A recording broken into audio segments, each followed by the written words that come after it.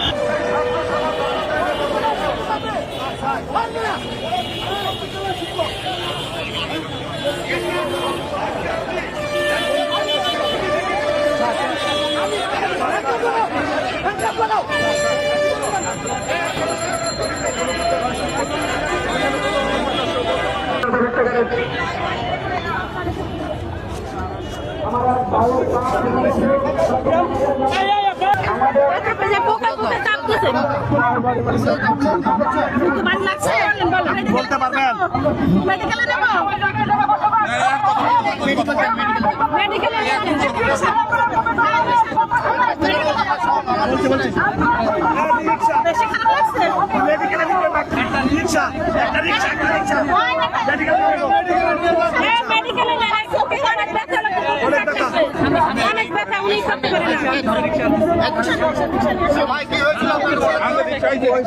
ধাক্কাধাক্কিতে আমাদের এক সহকারী শিক্ষিকা ওনার নিয়ে যাচ্ছিল, আমি ঠেকাতে আমার বুকি ধরে ঘা মারিছে, আর এই পায়ে পায়ে দুটা বাড়ি মারিছে, পায়ে বাড়ি মারিছে।